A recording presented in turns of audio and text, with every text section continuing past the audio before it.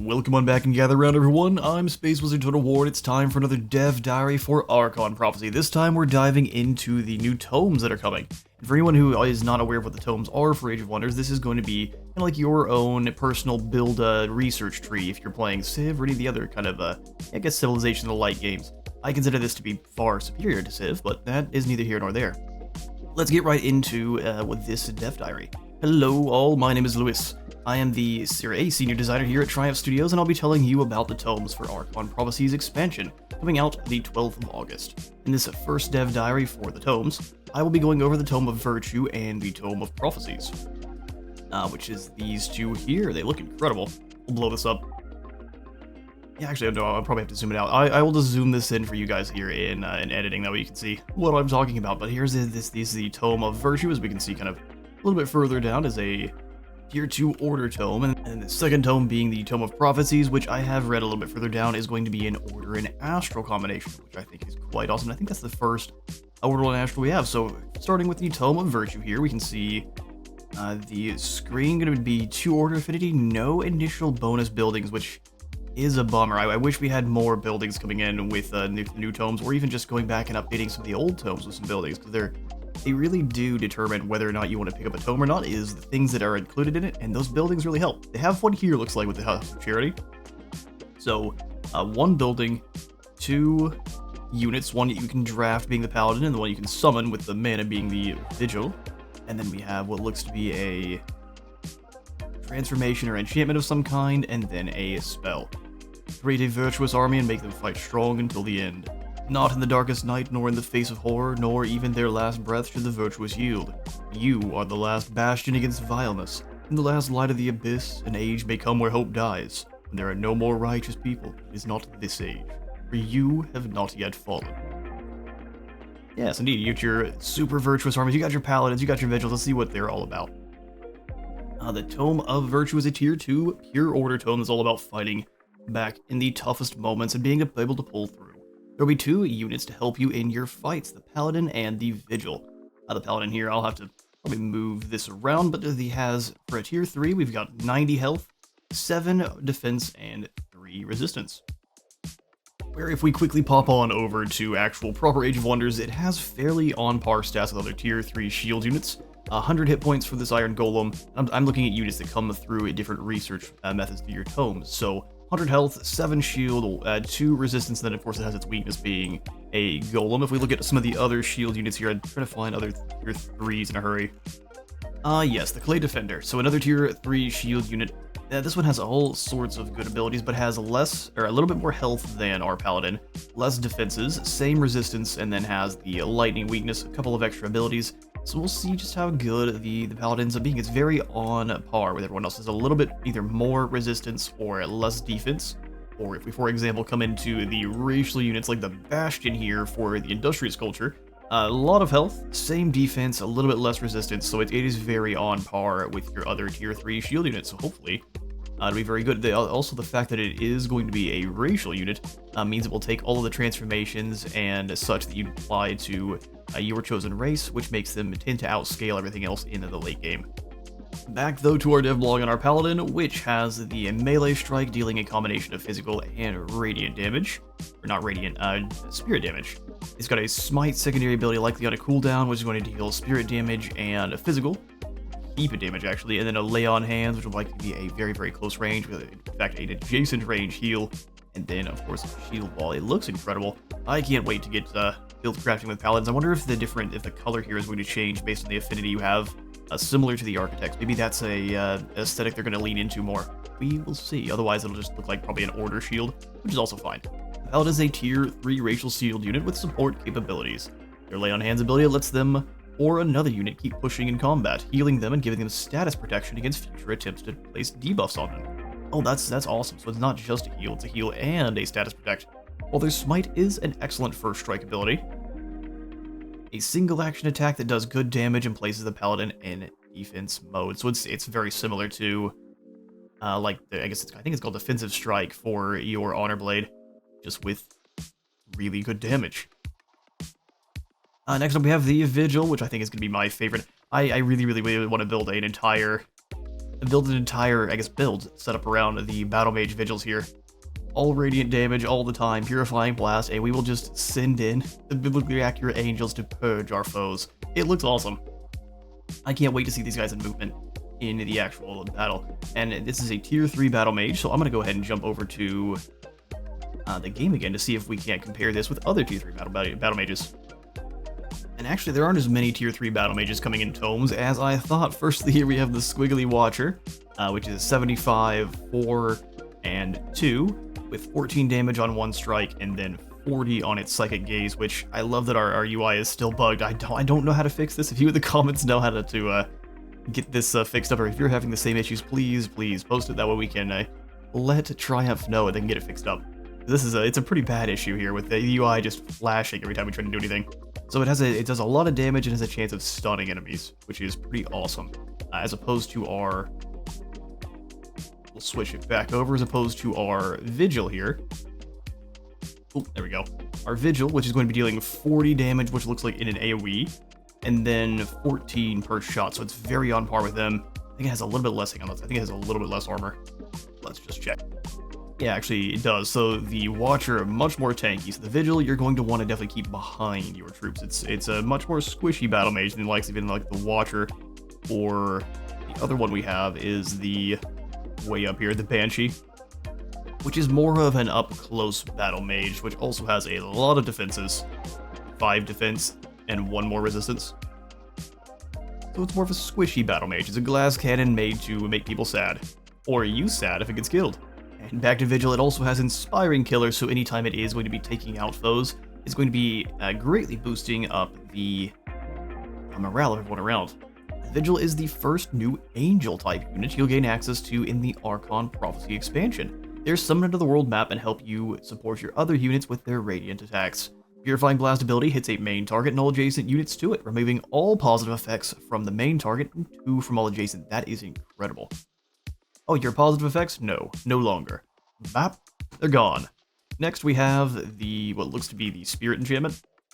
Or I guess it's the Minor Transformation. Virtuous Spirit is a minor transformation that enhances the units of your culture to be stronger and sturdier. I'll zoom up so we can kind of see a little bit here before I continue. They get a little bit wispy. They bring their own personal pocket smoke to every battle so they can sneak away. A minor transformation that enhances the units of your culture to be stronger and sturdier. They gain spirit resistance, which is strange resistance to gain, and when dropping below 60% of their health, they gain defense and resistance, as well as ignoring part of their casualties, which would otherwise reduce their damage. I actually think, since it's a virtuous spirit, they should probably be reducing, let's say, frost damage. Find something that is the opposite of spirit, and give you resistance to that instead. Giving you spirit resistance when you're dealing mainly spirit damage and probably not going to be fighting other spirit is kind of strange. A lot of the order transformations give you spirit resistance. I don't know, I've never found it. It doesn't make a whole lot of sense to me. Either way, they gain spirit resistance, and when dropping below 60% of their health, they gain defense and resistance, as well as ignoring part of their casualties, which would otherwise reduce their damage. That's great, so it kind of makes them a kind of holy berserker. Other spells and unlocks. The spell Heroic Stand is a tactical combat spell we can see here. That it removes negative status effects from a friendly unit, gives them steadfast, they can't below 1 hit point for a turn, and removes all their casualty penalties. They fight at full strength no matter how many losses they've suffered. Well, that's incredible. Like, this is my best unit. You're not going to kill it. In fact, he's going to punch you in the face like he's not wounded at all. The House of Charity is next, is a part of the virtuous spirit of the Tome. Oh, is part of the virtuous spirit of the Tome. This city structure shows that charity can have its benefits as it turns 10% of the gold income to that city into double that amount of food and production. So if your city produces 100 gold, they lose 10, but then it gains 20 food and 20 production in return, which only is going to scale based on the amount of gold you are generating, which I think is a pretty decent building. Food is not the one that you want the most, but if you get this building in very early on, which I guess it is a tier 2, so you should be getting in pretty early on. Hopefully that return is worth losing the gold. Most people say that food and production are kind of your least important resources. They are very important, so we'll have to see just how useful this house is. We'll have to get in there ourselves. Next up, we have the Tome of Prophecies, which I think looks incredible, and is your good old white blue from For a magic that is one of the more terrifying combos to go against. It's a tier 3 tome. Prevent enemy attacks and foresee the downfall of your enemies. To know one's own destiny can be a blessing or a curse. Oracles ensure the enemy foresee their own downfall and the ally their fortune, as divination stirs the future, hastening its course. Woe to those who mistake prophecies for mere words. For there, we can't see. For there is no greater power than destiny determined to fill its purpose. Or promise, one of the two. Either way, we've got Order and Astral combo, and this one does have a building, thank goodness. It's got a Temple of the Prophet. Hopefully we get to see what that does. We have Battle Divination as a spell, perhaps. Faded Projectiles for an enchantment. Prescient Circles, or Prescient Circles. That's how the aliens show up. Prescient Circlets for, I couldn't, probably another enchantment. An Oracle, and then a Foresee Downfall. Let's see what these all do. They look incredible. Tome of Prophecies is a tier 3 Order and Astral Affinity tome. Its spells manipulate probability and apply a new status effect, Precognition, a non-stacking buff that allows units to foresee the next direct attack against them and completely evade it. Oh, okay, I'm sure Precognition is going to be a very fun ability to deal with, and one of the ways to apply it is through this tome's new unit, the Oracle. Let's take a look. Oh, she's got See No Evil hands. See, I don't mind if it's a like skeleton reaching around to cover your eyes. I don't know if I want to be this kind of Oracle. That seems like a bad time. She's got a holy support stick that can be used to bonk people probably in a hurry. Attitudes need to be rearranged sometimes when you give them the wrong prophecies. Alright, so we've got 100 health, 3 and 5. So a tier 4 support unit with pretty weak defenses overall. I will go in and kind of compare her to other, if we have any other. Yeah, we do have a few. I will go and compare her to some of the other tier 4 support units in just a moment. But we have Mystic Blast here, which is a combination of Lightning and Spirit. That's a fun combo. Striking Portent, Healing Portent, and then of course the old defense mode Warding and Scrying Eye. And then she's got True Sight. Cool. You can't hide from the Oracle. Let's read about what she does and then we'll do some comparing. So a tier 4 support unit that has 2 support abilities. Healing Portent, which heals all friendly units in the area, or in an area, for 40 hit points, that is a ton, and gives them Precognition. Oh, so heals, and then you're not going to hit us for the next time you try. Striking Portent manipulates their offensive capabilities, and in an area gives all friendly units True Strike, so they cannot miss on their attacks. Fortune, which increases their critical hit chance. Yeah, you have to have that, because True Strike by itself, while great, also drops your damage by I think like 20 or 30%. So you do need critical hits to kind of offset that. I think critical hits in this game give you 50% extra damage, so it offsets it by a good deal. For the gameplay, Curious True Strike bypasses Precognition, as Precognition makes you see the attack coming and makes it easy to dodge. True Strike makes the attack unable to miss, so there's no dodging that. So True Strike is now the counter, or Precognition and True Strike now counter one another, which is great. We'll come back to this in a moment. Okay, so for our other tier 4s, I will be right back as I pull up Age Wonders. And after doing some looking, I think the Druid of the Cycle is our only support unit that's not also a mythic, because if it's a mythic unit, it doesn't actually benefit from any of the enchantments or anything like that. It actually is going to call out supports specifically, which makes your racial units and units that aren't specifically mythic, they tend to be better overall than your kind of late game units, even like the Horned God here. That's not what we're talking about right now. So like for the Druid of the Cycle, we've got 100 health, 3 and 5, which makes it very equal to the other. I think just a little bit more. Or no, I think it's exactly the same. Poison Blast dealing 24 damage, so if we quickly teleport back, that is 24 damage, so it's pretty much the same. And I would say doing a lot better and a lot more useful things than your Druid of the Cycle, which is kind of a strange unit overall. So this one has the Poison Blast, it's got to restart the cycle, which is a very, very strong ability, which if something's alive, it'll heal one thing by 70 hit points, or if it's dead, you can resurrect it completely. So if one of like your heroes drops, you can bring them back from the dead. You can only use that though if you have killed an enemy, I'm pretty positive. It's very strange. It's a very strange ability. No, hang on, no, it's got a really, really long cooldown 6, but if you kill something with this unit, cooldowns are reset immediately. Then it has the ability to insta-kill a injured enemy, or just weaken them, so you either spend your turn slaying something, or spend your turn doing nothing at all. Or you can blow up a friendly unit to instantly trigger life from death, reset all your cooldowns, and deal some damage to enemies in an AoE. It's not the best support unit. I'm thinking the Oracle is going to be everyone's go-to if support units end up being better here. Depending on how strong Precognition is, an AoE heal is always good, but that Precognition is going to determine things quite a bit. Alright, back to the dev blog. There are 2 unit enchantments in this tome. The first one is Fated Projectiles, which looks incredible, giving ranged units an increased critical hit chance, and Faithful, reducing their upkeep. Oh, interesting. So you don't have to go full Faithful on your entire army, but these arrows make them Faithful? I mean, after they've seen them fly around corners and bend around trees to hit people, and anyone's mind can be changed. And probably the coolest arrow enchantment particle effect in the game right now. I would agree. That looks awesome. I can't wait to see those things flying through the air. Next up, we have these men have been seeing the sparkles for so long. Look at this guy. He is tired. He wants to go to bed, and these things just don't let him keep him awake all look how sad he looks. Anyway, not to be outshined by the arrows or on how cool it looks, the second enchantment of this tome is Prescient Circlets. This enchantment applies to all melee type units. That's good that it's not just like a couple types. That's one of the issues with a lot of the enchantments is they only apply to, say, like your shield units and skirmishers, leaving out the entire rest of your your melee line. And gives them a reliable way to gain precognition. That's terrifying. Granting it to units whenever they enter defense mode. I'm sorry, what? So defense mode is just guaranteed you're not going to hit me now?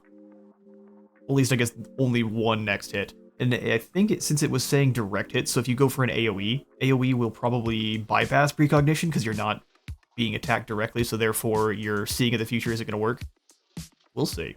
Other spells and unlocks. But otherwise, that is terrifying. Every shield unit, just, you're not going to hit me next turn. Sorry. No, that one missed. Oh, you shot a nuke my way? No, that one didn't hit me. Nope. Other spells and unlocks. Battle Elimination is a combat spell that has 3 phases. When cast, it grants all units 25% chance to evade ranged attacks. That's awesome. On the following turn, it gives all of your units precognition, which is also awesome. Oh, look at this effect.